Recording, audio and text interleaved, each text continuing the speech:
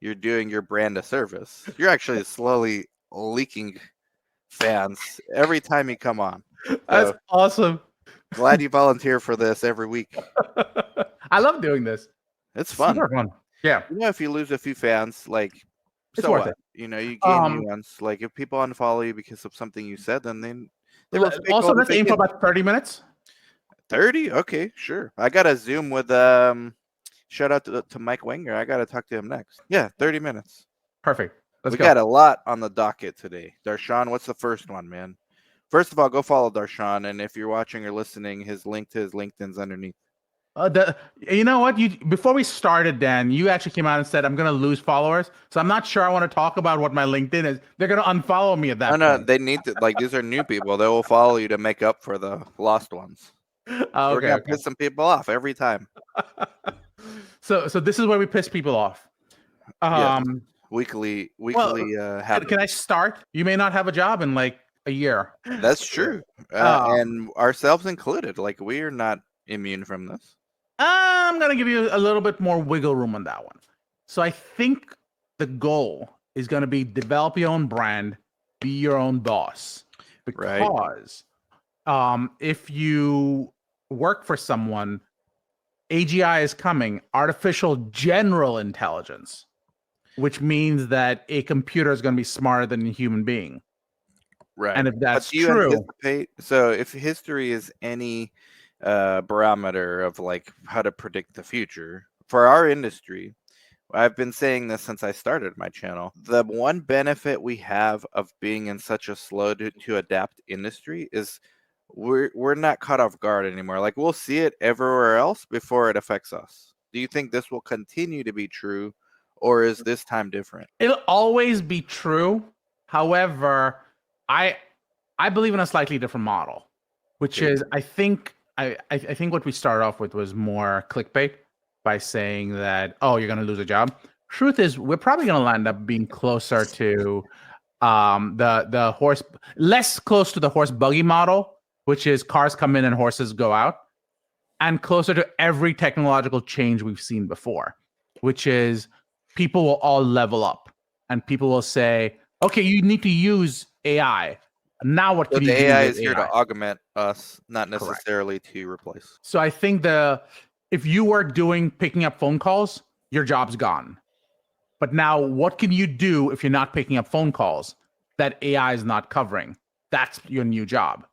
Is it monitoring a bunch of different AIs to make sure that they do their job right? Is it making sure that you actually follow up with people? So it's more of a sales function. Is it more of talking to patients? Because that's something that should have happened the entire time, but you simply didn't have the manpower for it. Where does your job evolve to? Be like Gretzky. Go where the puck is going to be, not where the puck is. A rare sports reference. I know.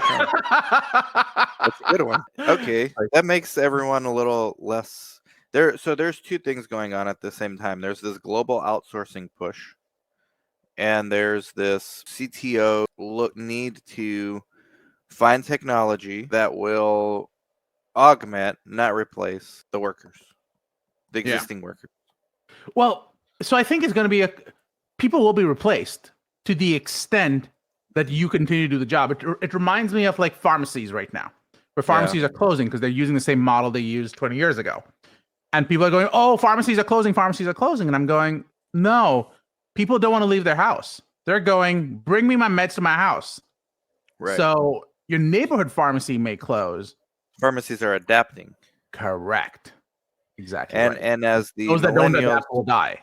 As the Gen Xers and millennials get older, they're already used to this technology, so it's no longer that excuse of, well, it's for the old people. The old people still like to go into the store. Well, But you and I are going to do that.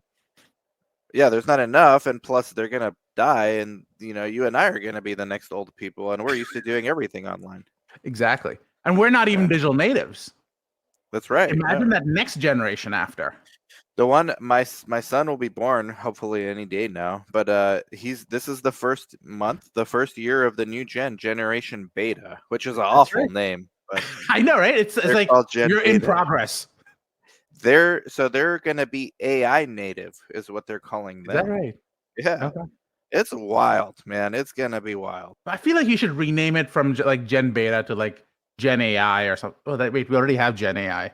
We have Gen AI. Yeah, I don't know. They're gonna figure something out. But AI Gen Gen. There Beta we go. because it's Something like that. following Gen Alpha. Yeah.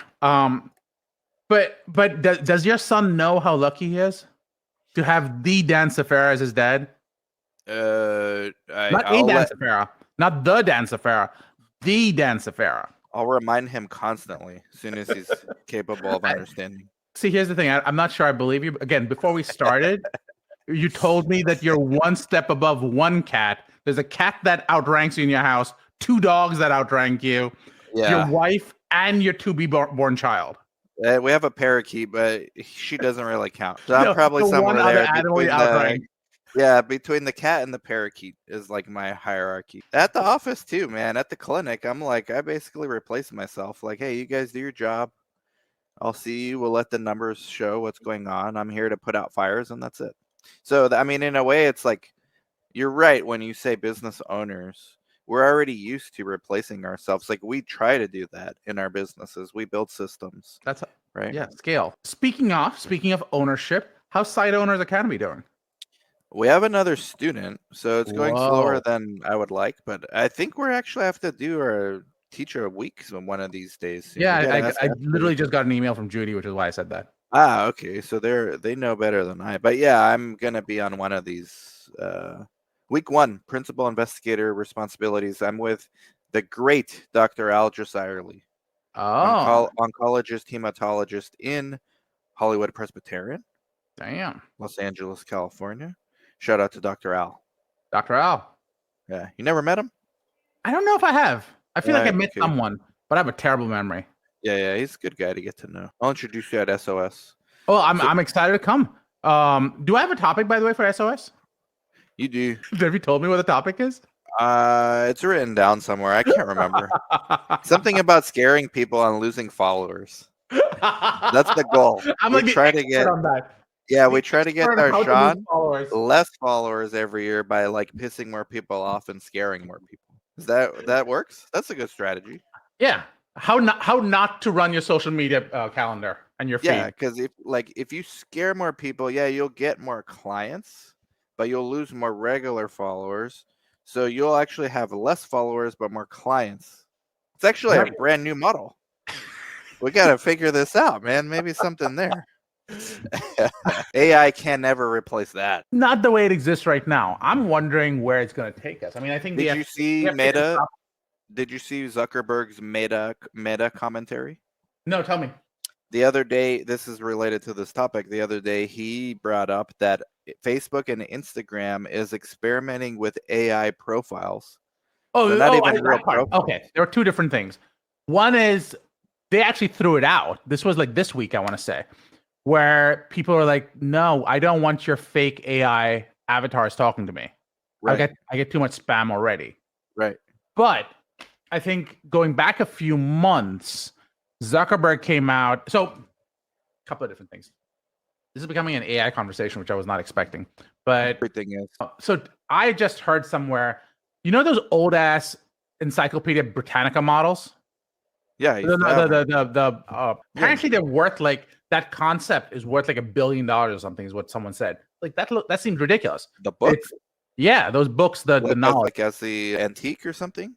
It's antique, definitely not worth $1 billion, but it's the last source unadulterated information before AI came in. So if you're looking for pure information that is That's not AI true. generated, Look at this video where but it's the entire source is before AI came in. I see. I find that to be an interesting concept. So purity of data is a Yeah. big concern that people are working through. And that's something that they saying is going to restrict AI's growth, not just memory usage and Yep. reasoning and all the stuff that's coming next, but Yep. it's the lack of data. So all the data is like the majority of the data will soon be AI generated as Right. opposed to human. And that AI generated data is not very good for AIs to learn because they're learning from themselves, which I guess at some point it will be useful, but not yet. So I think two different things come out of that. So the first thing that comes out of it is, what's his name? Zuckerberg came out and said, you know what? We don't actually need more data. we can actually work off of our own data and train our own systems. And he thinks that's how we're going to continue. I don't know how realistic that'll be, but the other piece that came out, now I'm going back like 7, 8, 9 years. So before Gen AI as we know it, they came out and said that they had two AIs negotiate against each other. Yeah. And they created their own language. Right. That was a long time ago. That was a while ago. Did we have a conversation about that? That was like 5 years ago or something. Yeah. I remember. They were just shortcutting their way to communicate. Correct. So my question is, instead of us learning Chinese, do we now start learning AI languages? Yeah, and my fear is for every industry that, so imagine a world where I believe McIntyre in After Virtue, this is a good book. He said, imagine a world where something bad happened and everyone revolted against science and burned everything and deleted everything, right? Yeah. But then a few generations later, there was like a renaissance, and people are like, no, let's try to find. So they found like one page of a 20-page peer-reviewed journal, and they found like a few words. So they had the vocabulary, but they didn't have the context. And so what they reconstructed was just using the words of science, but it wasn't the same science that we had before it was blown up. I feel like if we run out of human generated content, we're going to turn into like just this AI resemblance of what human content should have been versus just allowing humans to continue to create. I feel like that speaks to sales, and that speaks to what the future of engagement looks like, which is hyper personalization. This idea that, in fact, I don't know if I told you about this. I found this to be a really fascinating read because we're going to sales now. Minority Report had it right 20 years ago. I feel like Minority Report didn't even begin to cover what we're about to enter. Right. Because I just read this article that said, you know how the entire internet's based on free, and it's based on free because they pitch ads to you. Yeah. Well, people are now starting to search for answers on ChatGPT. They're not going to Google. So ChatGPT spits out an answer to you. Question is, in a world like that, where do you put the ad? And the answer. Oh, go ahead. You had YouTube video. Maybe, but they actually went a different direction. They said that let's say you're trying to buy a flight, and you just ask ChatGPT, here's my parameters. I want to fly from Philly to LA, and it's got to be this cost, and it's got to be this and that, blah blah blah blah. What would happen is ChatGPT would have a deal with Expedia, with Kayak, or whatever the hell the websites are now, and they would create relationships. You and I would never see the ad. We would never be exposed to that. So for us, we move towards an ad-free experience. Your dog is not happy to see it. Like, he's like, what are you're ignoring me? Look at that. Aw. Oh no, someone delivered something. He's looking at the front door. Oh, is that what it is? Okay. Yeah. I think it came to you going, you're not paying attention. But you remove the human. So you have agent to agent. Agent to agent.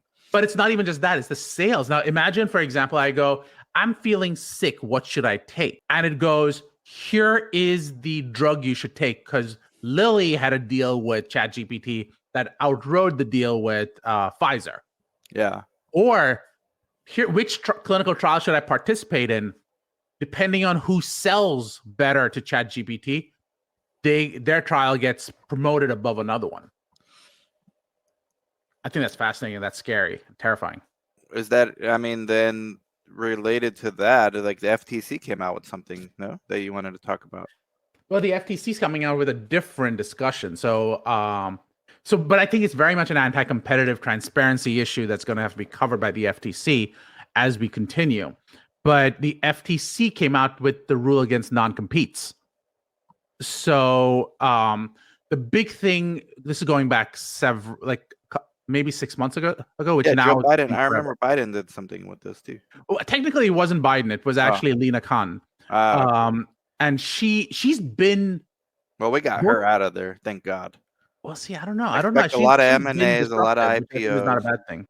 You're one for disruption. She's been disruptive. So she should be one of your favorites. Republicans love her actually for the most part, as do a lot of Democrats, obviously. The one So that monopoly buster? That yeah, like yeah, no, she's stifling innovation.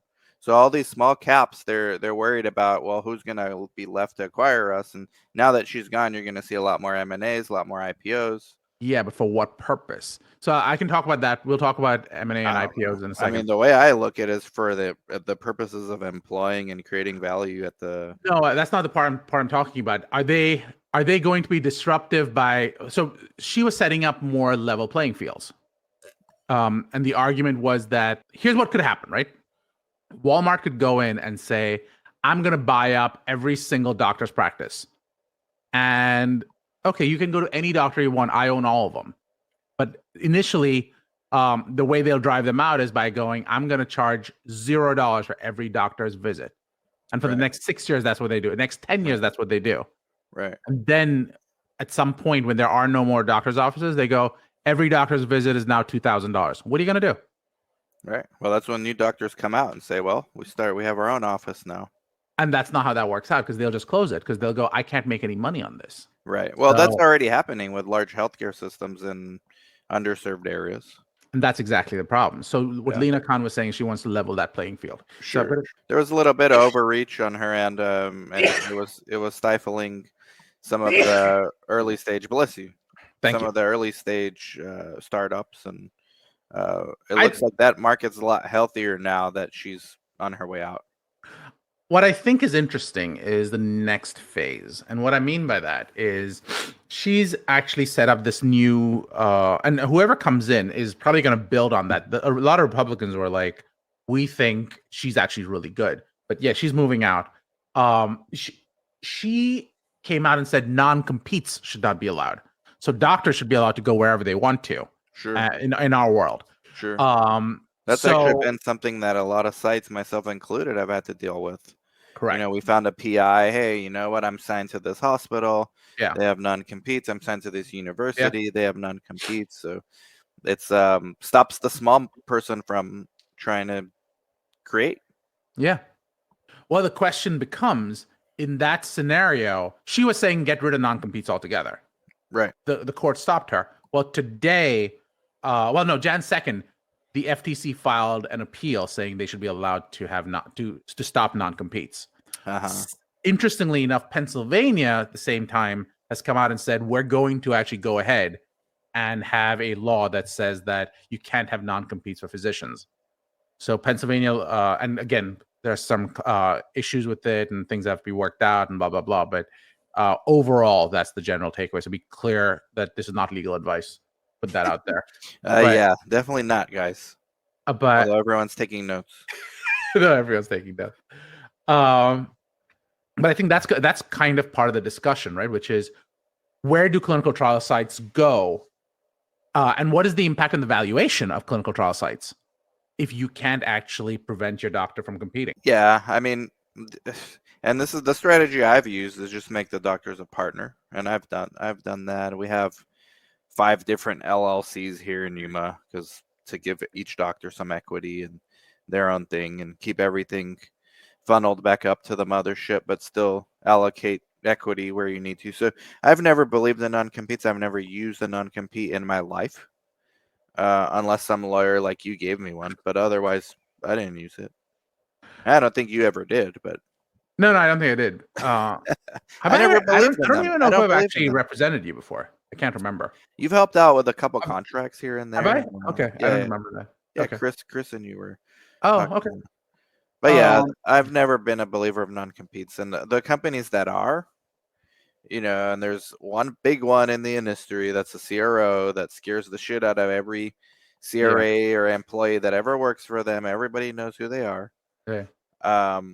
Has a reputation of going after and making examples of people who, and I think that's just bully tactics, and there's no place for that. I think. Well, the bigger question becomes if you're a private equity company and you're going to go buy a site and you don't want to deal with a certain PI, or you are like you're stuck with that scenario at that point. And Yeah. a PI might go, you know what? You gave me 5%, but this other guy gave me 15%. When you're a business owner, I think it's different. I think that's different set of rules. I think when it's employer-employee relationship, it's Mhm. pure bully ball. Pure No, but bully I'm ball. saying employer employee. Let's say you're talking about a PI in the normal setup that most sites use. Okay. In that scenario, the PI you're almost forced to make the PI equity holder when you Yeah, may or may not want to, right. You are. and that And could be now concerning. we have them for like fiduciary responsibility. Because Darshan, you'd be amazed, man, how many people want to start sites, reach out to me. One of their first questions is, how do I hook my PI in? It's such a bad attitude to go into it with. Like, how do I find this person that's never done research? And then once they say yes, I hook them in so they can't do anything else unless it's with me. I think it's so bad. Like, What should they get philosophically, I think for that investment though that they're putting in? they're not putting in they're putting in their time, get a study, do a good job, let the PI stay with you if you're doing a good job. It's just There- business. Like, There's a bunch of if training that goes with it. There's a bunch of investment that goes with it. A there's bunch of not that much training that goes into it. no, News flash for everyone out there. No. PIs know how to be doctors. You're not going yeah, to train them on that. absolutely. What are you going to do? Give them GCP? They're going to learn about GCP things? Yeah. Like, they already know that.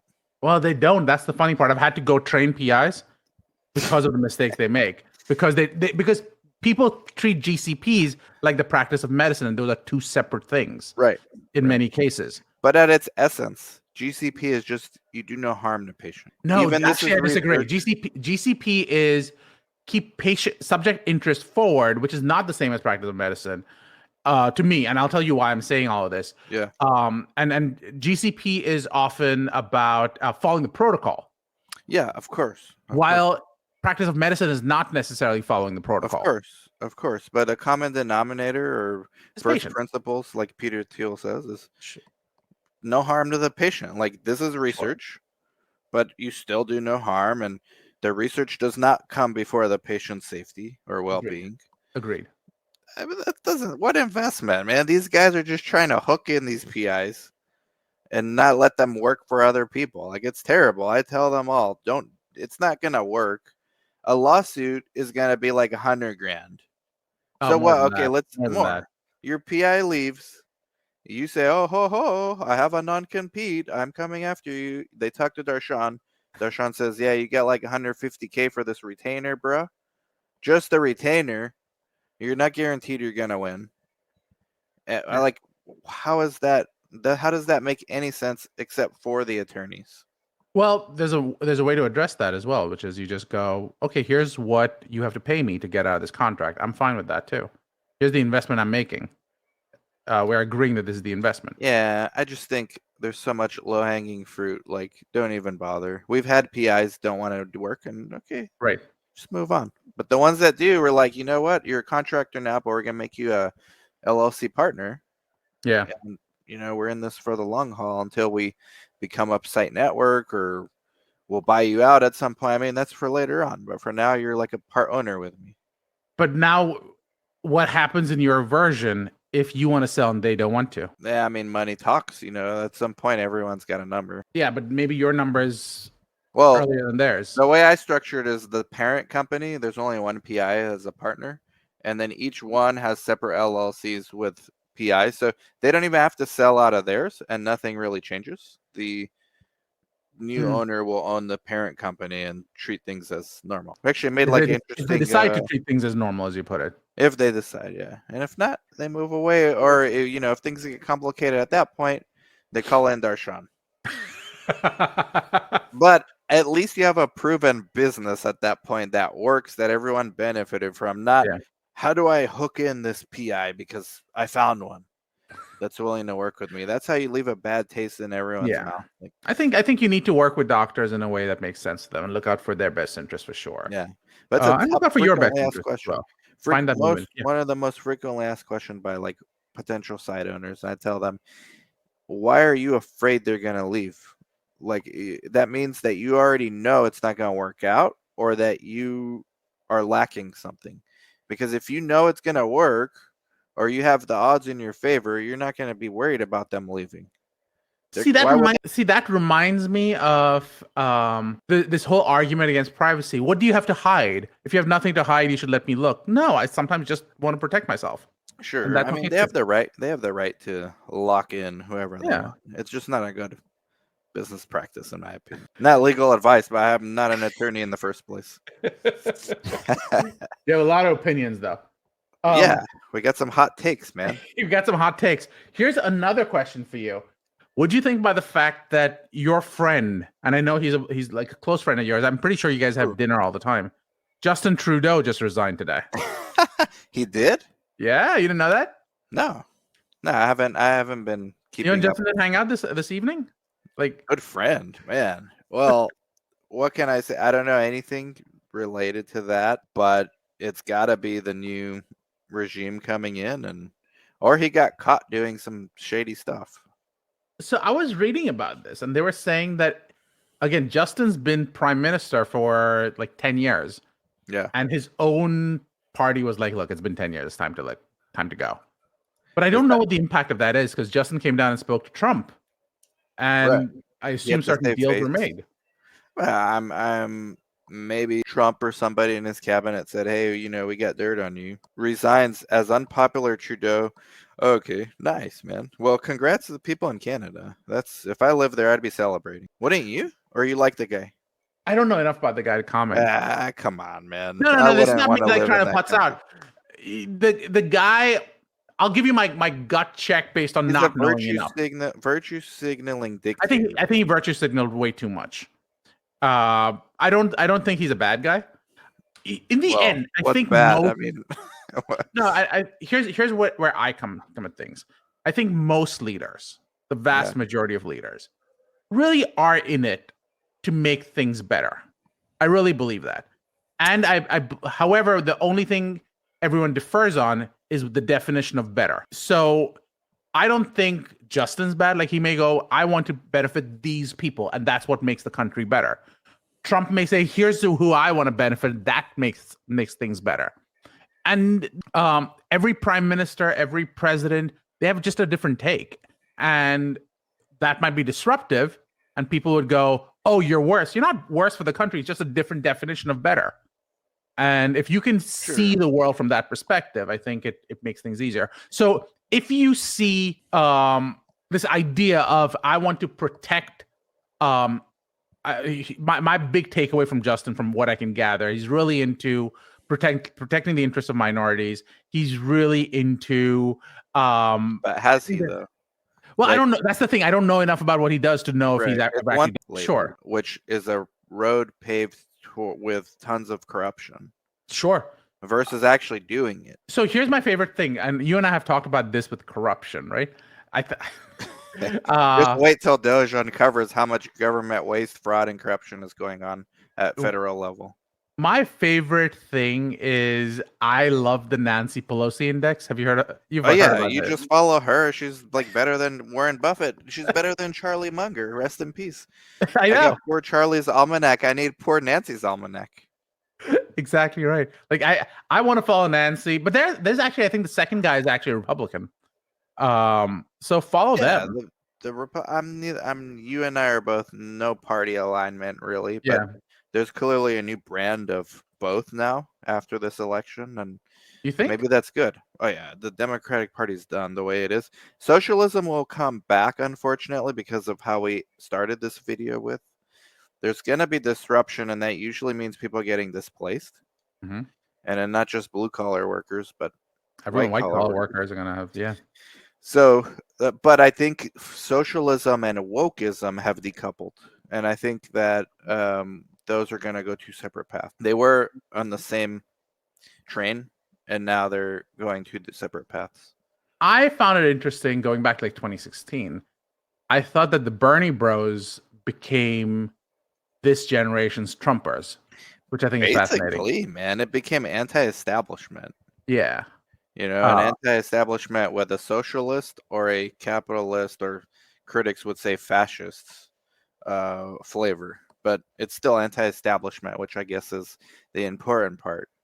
Just like being woke and being socialist was the same, and now they're kind of different. And one's fighting for equal rights purportedly, and the other one is, I don't even know what wokeism actually has devolved into, but it started from civil rights, which we can all agree was Sure. super important. But then personal interests get involved, man. Like you see how much money was being made in those DEI campaigns and spending Sure. and all that stuff without any real outcomes to point to. So you'd be okay with it if there were clear outcomes.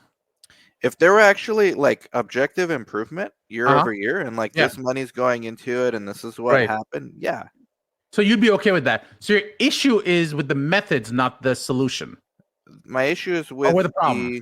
my issue is putting lipstick on a pig Sure. and dressing up something as virtuous when it's a grift and a money grab. So your issue is not with the overall concern, if you will. Equality, no. Yeah. Your issue is more how they did it, how they executed on it was a sham.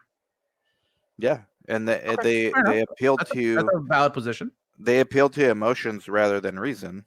And Mm, when that happens, people let their guard down and say, "Yeah, I'm all with you. Let's go." And then no one looks anymore. And it's not even okay to argue anymore. And this is great. Trudeau's brand.